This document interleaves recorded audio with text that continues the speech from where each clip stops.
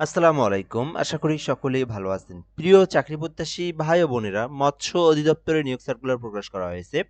তো বর্তমানে কিন্তু এই সার্কুলারটা চলমান রয়েছে। আপনারা কিন্তু সার্কুলারটাতে আবেদন করতে পারেন। আজকে আমরা এই সার্কুলারটা নিয়ে বিস্তারিত আলোচনা করব। মৎস্য অধিদপ্তরের সার্কুলারটাতে যারা এখনো আবেদন করেন নাই, তো অবশ্যই সম্পূর্ণ ভিডিওটা দেখবেন। এটা কিন্তু ২০২৬ সালের ফেব্রুয়ারি মাসের মধ্যে এবং সামনের মার্চ মাসের মধ্যে সবথেকে বড় একটা নিয়োগ সার্কুলার, যেখানে ২৮৪টি পদ রয়েছে। এখানে কিন্তু এসএসসি পাশে অফিস সহায়ক পদ রয়েছে ১২৬টি পদ, এছাড়াও কম্পিউটার পদে রয়েছে ১৩৫ জন। শুধু এইচএসসি পাশে আবেদন করা যায়। এছাড়াও ডিপ্লোমা পাশেও কিন্তু এখানে পদসংখ্যা রয়েছে। তো আজকের ভিডিওতে এই সার্কুলারটা নিয়ে আমরা বিস্তারিত আলোচনা করে আপনাদেরকে দেখে দেওয়ার চেষ্টা করব। এইখানে পদের নাম, পদসংখ্যা, শিক্ষাগত যোগ্যতা, আবেদনের প্রসেস সকল কিছু আমি আপনাদেরকে দেখে দেব। সম্পূর্ণ ভিডিওটা শেষ পর্যন্ত দেখবেন, তাহলে আপনি জানতে পারবেন। তো এই ভিডিওর সঙ্গে আরও একটা টিপস থাকছে, যেটা হচ্ছে সড়ক ও জনপথ অধিদপ্তরের একটা নিয়োগ সার্কুলার প্রকাশ করা হয়েছে, যেখানে ১৮৮টি পদ রয়েছে। তো এইটাও কিন্তু অনেক বড় একটা নিয়োগ সার্কুলার। এটা সম্পর্কে বিস্তারিত আলোচনা করা হবে। এটাতেও কিন্তু এসএসসি, এইচএসসি পাশে পদসংখ্যা রয়েছে। তো অবশ্যই সম্পূর্ণ ভিডিওটা দেখবেন, তাহলে সার্কুলারগুলো নিয়ে আপনি সকল কিছু জানতে পারবেন এবং আবেদনের প্রসেস কিভাবে করবেন না কি সবকিছু আপনাদেরকে এই ভিডিওর মাধ্যমে দেখে দেওয়ার চেষ্টা করব। আরেকটা বিষয় হচ্ছে, যারা আমাদের চ্যানেলে নতুন আছেন বা নতুন দেখতেছেন এই চ্যানেলে, অবশ্যই চ্যানেলটিতে সাবস্ক্রাইব করে রাখবেন। বাংলাদেশের সরকারি যত নিয়োগ সার্কুলার রয়েছে, সকল নিয়োগ সার্কুলার প্রকাশ হওয়া মাত্রই আমরা আমাদের এই চ্যানেলে আপলোড দিয়ে থাকি। তো অবশ্যই আপনি আমাদের চ্যানেলটিতে সাবস্ক্রাইব করে যুক্ত থাকবেন। তো এখানে বলাই আছে যে গণপ্রজাতন্ত্রী বাংলাদেশ সরকারের মৎস্য ও প্রাণী সম্পদ মন্ত্রণালয়ের এই স্মারক দেওয়া আছে এখানে। স্মারকের প্রেক্ষিতে মৎস্য অধিদপ্তরের রাজস্ব খাতভুক্ত নিম্ন বর্ণিত পদসমূহে সম্পূর্ণ ও স্থায়ী ভিত্তিতে নিয়োগের লক্ষ্যে পদের পাশে বর্ণিত শর্তে যোগ্যতা সম্পন্ন বাংলাদেশের নাগরিকদের নিকট হতে অনলাইনে অ্যাপ্লিকেশনের জন্য আহ্বান করা যাচ্ছে। অর্থাৎ বাংলাদেশের যে কোনো জেলার যে কোনো প্রার্থী চাইলেই কিন্তু এই অ্যাপ্লিকেশনটা করতে পারবে। ছেলে মেয়ে উভয় আবেদন করতে পারবে, অনলাইনে আবেদন করতে পারবে। আর এটা কিন্তু একদম স্থায়ী সরকারি রাজস্ব খাতভুক্ত একটা নিয়োগ সার্কুলার। ঠিক আছে? তো এই বিষয়গুলো আপনারা এখান থেকে দেখে নিলেন। ১ নম্বর পদের নাম রয়েছে এখানে হ্যাচারি সহকারী, যেখানে গ্রেড হচ্ছে ১৬। পদের পাশে আপনার এখানে পদের সংখ্যা ৫টি। তো হ্যাচারি সহকারী পদে আবেদন করতে শিক্ষাগত যোগ্যতা চাওয়া হয়েছে যেকোনো স্বীকৃতি বোর্ড হইতে জীববিজ্ঞান বিষয়সহ বিজ্ঞান বিভাগে অনন্য মাধ্যমিক স্কুল সার্টিফিকেট বা এসএসসি সমমান পরীক্ষা উত্তীর্ণ সহ কোনো স্বীকৃতি বোর্ড হইতে মৎস্য বিষয়ে ডিপ্লোমা থাকলে আপনি হ্যাচারি সহকারীতে আবেদন করতে পারবেন। বিষয়টা একটু সহজে আপনাদেরকে বুঝিয়ে দেই। এসএসসিতে আপনাদেরকে সায়েন্স থাকতে হবে, তবে অবশ্যই আপনার সাবজেক্টটা যেন ওখানে জীববিজ্ঞান অ্যাড থাকে। আরেকটা বিষয় বলা আছে, যারা ফিশারিজ নিয়ে ডিপ্লোমা করছে, অর্থাৎ মৎস্য ডিপার্টমেন্ট থেকে যারা ডিপ্লোমা পাস করেছে, তারাও কিন্তু আবেদন করতে পারবে হ্যাচারি সহকারী পদে। ঠিক আছে? ২ নাম্বার রয়েছে ভান্ডার রক্ষক, যেখানে ১৬ গ্রেডে ২টি পদ রয়েছে। তো আপনি চাইলে এই পদেও আবেদন করতে পারেন। এই ক্ষেত্রে আবেদনের জন্য উচ্চ মাধ্যমিক সার্টিফিকেট থাকতে হবে। অর্থাৎ উচ্চ মাধ্যমিক বলতে এইচএসসি বুঝাচ্ছে এখানে, ইন্টার পাস বুঝাচ্ছে। তো ভান্ডার রক্ষক আবেদন করতে ১৬ গ্রেডের ইন্টার পাস করলে আপনি আবেদন করতে পারবেন। ৩ নাম্বার যে পদের নাম রয়েছে, এটা হচ্ছে গাড়ি চালক, যেখানে ৬টি পদ রয়েছে। তো এক্ষেত্রে আবেদনের জন্য কোনো স্বীকৃতি বোর্ড হইতে জুনিয়র স্কিল সার্টিফিকেট অর্থাৎ অষ্টম, শুধুমাত্র অষ্টম শ্রেণী পাস করলেই কিন্তু আপনি গাড়ি চালক পদে আবেদন করতে পারবেন। আর গাড়ি চালক পদগুলো কিন্তু ১৬ গ্রেডের হয়ে থাকে। আর এইখানে আরেকটা বিষয় বলা আছে যে ২ বছরের কাজের অভিজ্ঞতা থাকতে হবে। তো সেটা সরকারি হোক, বেসরকারি হোক, যেকোনো সেক্টরে বা কারো নিজের হোক, নিজের বাড়ির হোক, ভাড়ার হোক, যে জায়গায় হোক না কেন, কোনো যদি আপনার একটা অভিজ্ঞতা থেকে থাকে কিছুদিনের, আর আপনার যদি অষ্টম শ্রেণী পাস থাকে, আর একটা যদি হচ্ছে ড্রাইভিং লাইসেন্স থাকে, তাহলে আপনি গাড়ি চালক পদে আবেদন করতে পারবেন।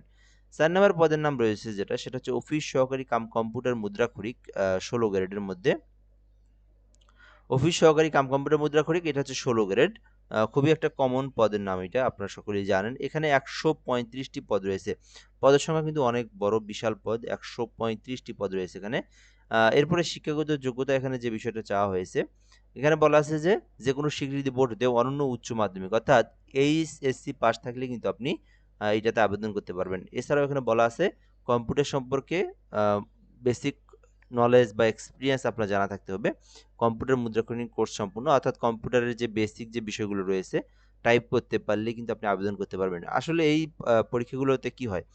বেসিক্যালি এখানে যারা ৩ মাস মেয়াদি বা ৬ মাস মেয়াদি কোর্স করছেন, তারা এগুলো জানেন। যেমন MS Word, MS Excel, PowerPoint, internet browsing, email, এই বিষয়গুলো আপনার জানা থাকতে হবে। এগুলোই কিন্তু আপনার কাজ হয় আরকি। কিন্তু পরীক্ষায় কিন্তু শুধুমাত্র প্র্যাকটিক্যাল যে পরীক্ষাটা হয় কম্পিউটারের, ওখানে শুধুমাত্র আপনার টাইপটাই দেখে, অন্য কিছু দেখে না। তো যাদের টাইপটা জানা আছে, তারাও কিন্তু এটাতে আবেদন করতে পারবেন। যেহেতু অন্যান্য বিষয়গুলো আপনার চাকরি হওয়ার পরে আপনার কাজ হবে আপনার MS Word, PowerPoint, Excel, internet browsing, এগুলো আপনার কাজ হবে, বাট পরীক্ষার সময় শুধুমাত্র টাইপটাই আপনাকে ধরা হয়।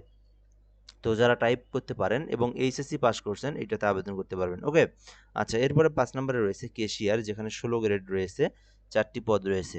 তো আবেদনের জন্য বাণিজ্য বিভাগে উচ্চ মাধ্যমিক থাকতে হবে, অর্থাৎ এইচএসসি পাস করতে হবে বিজনেস স্টাডিজ নিয়ে, তাহলে আপনারা এই যে কেশিয়ার পদে আবেদন করতে পারবেন।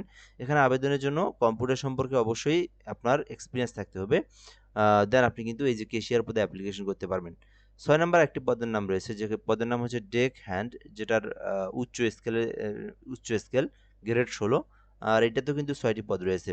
তো ডেক হ্যান্ড পদে আবেদন করতে শিক্ষাগত যোগ্যতা চাওয়া হয়েছে এখানে ইনল্যান্ড মাস্টার্স বিষয়ে 2য় শ্রেণীর সার্টিফিকেট যদি থেকে থাকে এবং আপনি যদি কম্পিটেন্সি হয়ে থাকেন ওখানে, সো সেক্ষেত্রে কিন্তু আপনি এই যে ডেক হ্যান্ড পদে অ্যাপ্লিকেশন করতে পারবেন। ওকে, আচ্ছা, সংশ্লিষ্ট কাজে 2 বছরের কাজের অভিজ্ঞতা থাকতে হবে। তো আপনার কিছুদিনের যদি অভিজ্ঞতা থেকে থাকে, সো সেক্ষেত্রে কিন্তু আপনি এটাতে আবেদন করতে পারবেন। এটা হচ্ছে ডেক হ্যান্ড পদে।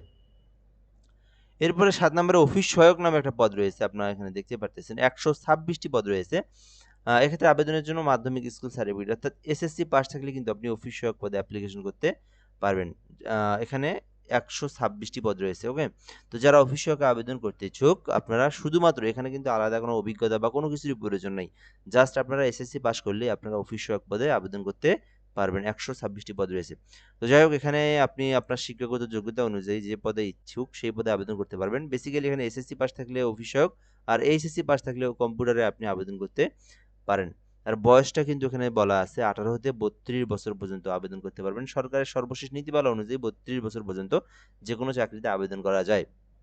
আচ্ছা, এরপর আমরা দেখব আপনার আবেদনটা কিভাবে আপনি করবেন। তো যারা নিজেরাই আবেদন করতে পারেন, নিজেদের ল্যাপটপ, কম্পিউটার, পিসি ডিভাইস রয়েছে, সো সেক্ষেত্রে আপনি নিজে আবেদন করতে পারবেন। এখানে আবেদনের জন্য গুগল অথবা ক্রোম ব্রাউজারে tovteletalk.com বিডি লিখে সার্চ করতে হবে। সার্চ করলে কিন্তু আপনারা ওয়েবসাইট পেয়ে যাবেন। ওখানে আপনি অ্যাপ্লাই নাও অপশনে ক্লিক করে আপনার পার্সোনাল তথ্য, আপনার এডুকেশনাল কোয়ালিফিকেশনের যে তথ্যগুলো আছে এবং আপনার ফটোশপ থাকতে হবে। ফটোশপের মাধ্যমে 300 বাই 300 পিক্সেলের একটা ছবি এবং 300 বাই 80 পিক্সেলের একটা স্বাক্ষর সাইজ অনুযায়ী কেটে নিয়ে আপনাকে আবেদনটা করতে হবে। যারা নিজেরা আবেদন করতে পারেন এই প্রসেসে আবেদন করতে পারেন। আবার আপনি চাইলে আমার মাধ্যমে আবেদন করে নিতে পারেন। সেক্ষেত্রে আপনার ডকুমেন্টগুলো আপনি দিবেন। আমি একটা ফর্ম দেব। আপনার তথ্যগুলো যে আছে, যেমন পার্সোনাল তথ্যগুলো, মানে আপনার নাম, ঠিকানা, পিতামাতার নাম, তারপরে হচ্ছে আপনার মোবাইল নাম্বার, তারপরে হচ্ছে আপনার ইমেইল, তারপরে ইমেইল যদি থাকে, আর আপনার হচ্ছে ন্যাশনাল আইডি কার্ডের নাম্বার, এগুলো লাগবে। এবং আপনার যদি এসএসসি পাশে আবেদন করেন এসএসসি তথ্য, এইচএসসি পাশে আবেদন করেন এইচএসসি তথ্য, এগুলো দিবেন আপনি, এবং একটা ছবি স্বাক্ষর দিবেন। আমি কিন্তু আপনাকে আবেদন করে সঙ্গে সঙ্গে অ্যাপ্লিকেশন কপির পিডিএফটা দিয়ে দেবো, ঠিক আছে? সো চাইলে আপনি এই নম্বরে হোয়াটসঅ্যাপে এসএমএস করতে পারেন।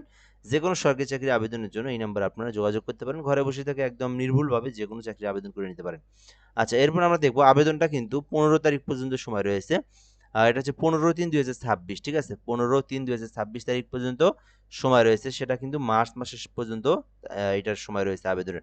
আচ্ছা, এরপর আমরা দেখব আপনি কিভাবে এই সার্কুলারে আবেদন করার পর পেমেন্টটা দিবেন। তো যারা নিজেরাই আবেদন করবেন, নিজেরাই পেমেন্ট দিতে চাচ্ছেন, তো সেক্ষেত্রে আপনারা একটা কাজ করতে হবে। আপনাদের টেলিটক সিম লাগবে এবং টেলিটক সিমে আপনি যদি 1 থেকে 6 নম্বর কর্মীকের মধ্যে আবেদন করেন, সেক্ষেত্রে 112 টাকা, এখানে আপনারা 120 টাকা রিচার্জ দিবেন। আর যদি আপনি আ অফিস সহায়ক যেটা 20তম গ্রেডের, ওইটাতে আবেদন করলে আপনারা এখানে 65 টাকা রিচার্জ দিবেন। রিচার্জ দেওয়ার পর আপনারা পেমেন্ট ফিটা দিতে পারবেন।